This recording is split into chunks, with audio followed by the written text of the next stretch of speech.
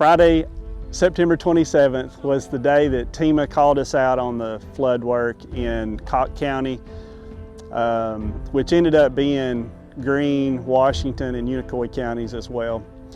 I was en route to Cocke County around lunchtime when I heard Major Hammonds get over the radio and ask for help for officers to be headed toward the Unicoi County Hospital, that there were several people on top of the hospital that needed to be rescued. While en route, I was coming down Highway 107 en route to Unicoi County when I was flagged down by a car that asked me for assistance over on Dave Fender Road. He advised that there were 3 people trapped that needed rescuing, along with a couple of pets. I hollered at Jeff, told him I would be on my way to him, got his location. Officer Justin Pinkston, he grabbed a boat and came on to in our direction.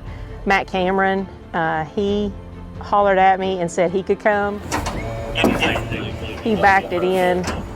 Jeff and I were already ready. We jumped on board and we just took out. Go, Go, go, go. I think Jeff knows where we're going first. You know where we're going first? Yeah, this yellow house right here. Yellow house right here.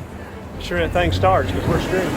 Took off across the water. There were a lot of lines in the water, and we didn't know if they were power lines or what they were. So we were trying to avoid those and making our way in this really swift current around to a house that was over that way, and a shed that had 2 people located on the roof of it. Before I get into this swift stuff, let's see what I need to see.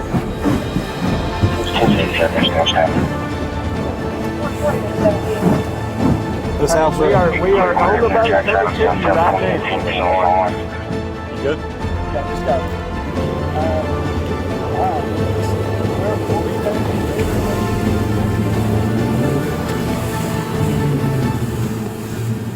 We got to get this guy to yellow first. He is more likely to not make it. If you get me to the window, I'll just kick it in. But it's going to be tough to hold with that fence right there. Can these guys help us hold? What do you think? Get them on here first? Oh, let's get Y'all this. talk to him and all? He is. I mean, I can't get that fence. I'll get stuck in it. I'll never get loose. So we pull up right here and just let him come Hold up. out? And we get him a life jacket on? I think I can. He's got dogs too. Hey, we might need to get them. Because look at the water coming through the building. Yeah. And so the water was just coming up so fast. We knew the 2 guys were on the roof of the shed. Just grab them. Hey, Shelly. We're grabbing them. Water's coming through their building. Y'all come on. If he gets to the window in time. Because that building's about to go. Is he coming? Is he coming to this side? We maneuvered around to get those guys off of that shed. We got them.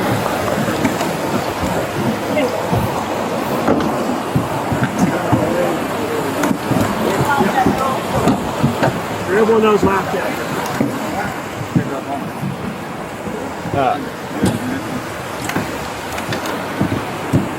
Don't need to soak that up. You ready?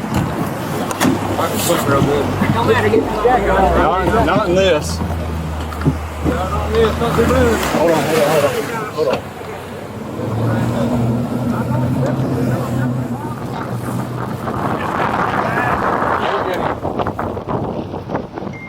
All right, take your life jackets off, throw them back in here. Just hop on. Right. Thank you. Go ahead, push me off. You're good.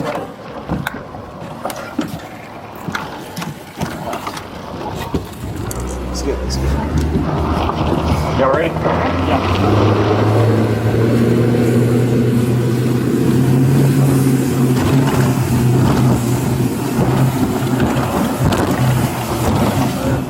It's coming up though, so he needs to hurry. If I gotta go through a window to go in there and get him, I will. That's what I was about to say.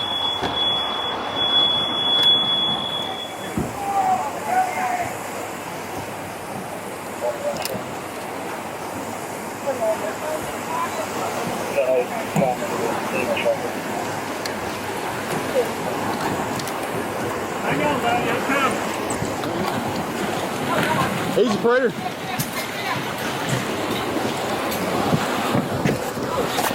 I got throw bag ready. Prater, you good?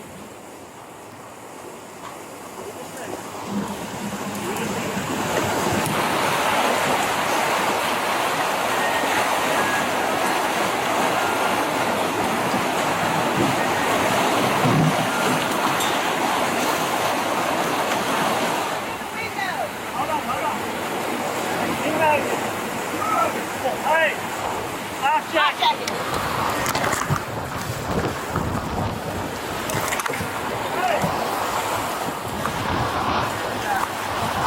Sound bag. I got one. What about the animals? What about the animals? I see an animal moving.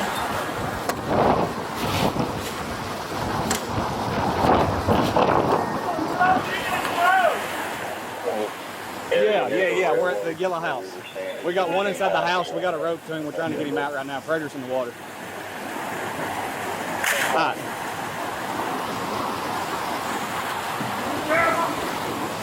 I'll do my very best.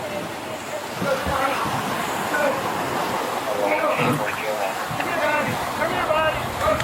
Go ahead. Come here. Come here. Come here, buddy.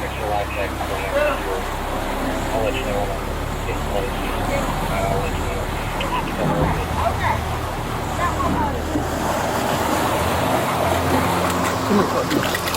Come here.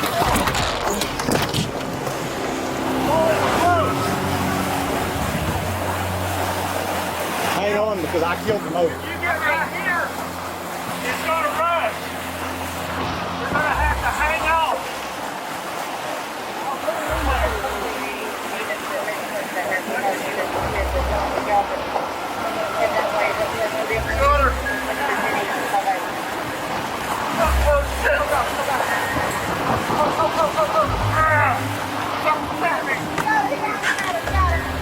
He's pinned.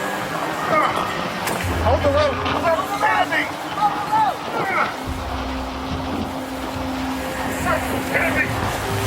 Sorry, hold on. Hold on. You gotta hold. My back. Come here, boy. I know, I got you. Come on, I got you. There's a board across there. Good. I'm trying, boss. I feel.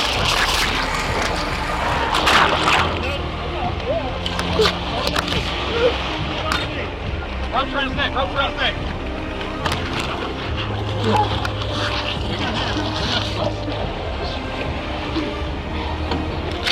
Boss, you still got your life. That's what's most important. Alright, hold on and trust me.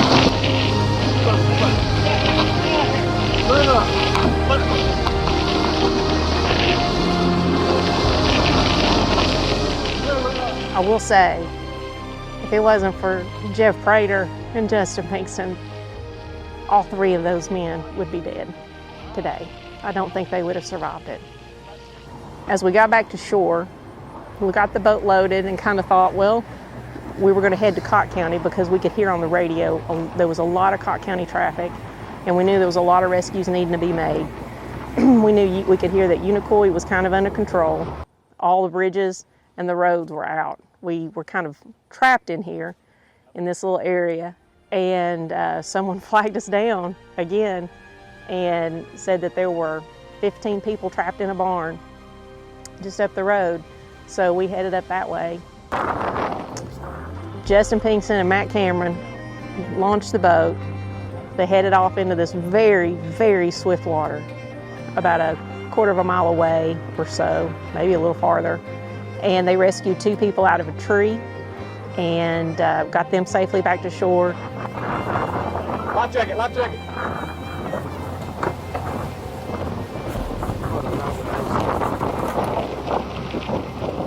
This is what I did. I'm dead. Let me hang on.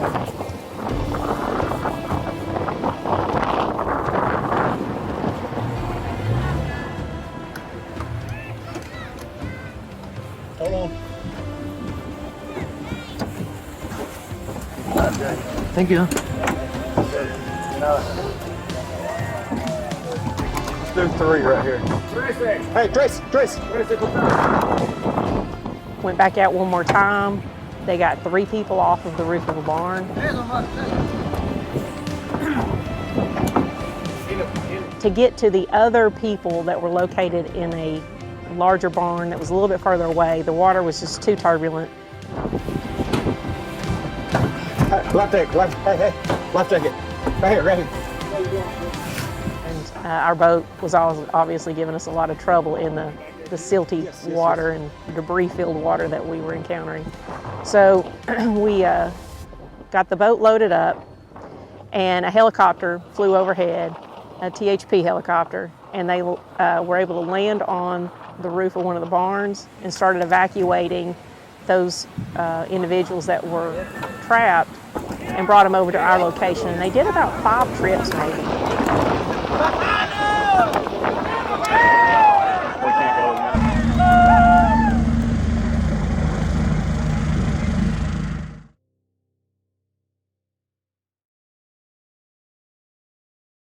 But this corner of the house is the video that was posted of where we were operating was just right here. This is the pole that I was holding on to. So the boat was kind of right here,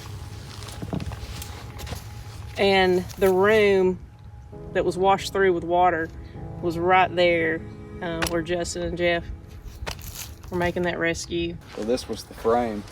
There's windows over there, and I guess it was windows, but water and debris had busted through all of that, and the door.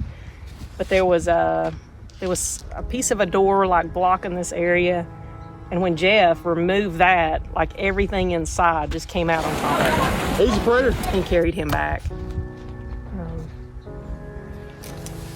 Brian was here. He was in this main portion of the home, and he was trying to get through this doorway right here, and he was beating on this door, screaming that he was stuck and that he needed help. And this is where I was trying to get him to shatter this. It was like it was a glass door, but it might have been plexiglass. He was hitting it with everything. There was no break at all. Like I say,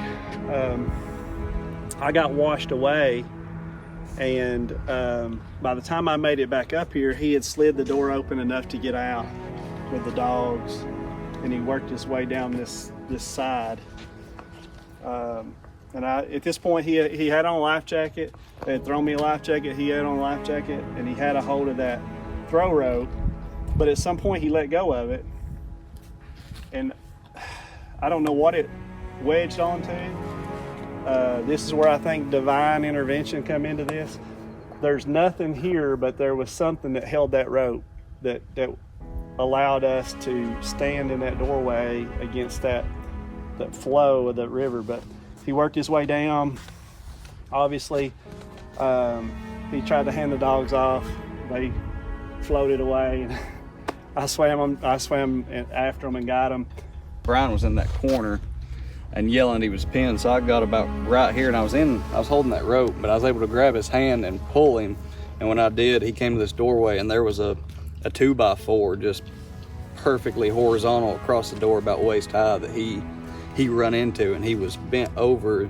That 2x4 and stuff was against his legs. He couldn't get over it, and we tried and tried. Yeah, and Prater was here, and I was trying to push on it. I was trying to lift it, and it wouldn't budge. And after a couple of minutes, I was actually able to just go almost completely under and get up under the board and squat it up. And when it come up, he went right to Prater, and Prater caught him. Yeah. So you rescued 2 dogs the day of, but there was a cat left in the house. Did the cat survive? 28 days, the cat survived. It stayed in this. Still here? It stayed in this part of the house, and Brian let us know afterwards that there was a cat, and we didn't think it had made it. But when I came down here a couple days after, I saw a cat, and I didn't know at the time. But afterwards, I reached out to him and was like, "Hey, I think I saw your cat in the house," and the cat survived 28 days, and they was able to find it in the house and caught it, and it's alive and well and back home with Brian and his family. So a very resilient cat that went for a little ride inside the house, I believe. I wonder what it fed on. Its name is Karma. Ironic. I didn't know that. Yeah. And it survived. We would have made an attempt to rescue that cat if we'd known it was in there at the time. He never told us that there was still a cat in there. Looking back on it, you know, that time spent getting the dogs that swept away, I'm thankful that we were able to do that, but also at the end of the day, coming back here and seeing nothing left, it's like, whew, you know, It was close. It was close. Like it could have broke away at any moment with us, and you know, who knows how that would have went. But talking to Justin and Shelly, we all agree that if it happened again tomorrow, we would do the exact same thing.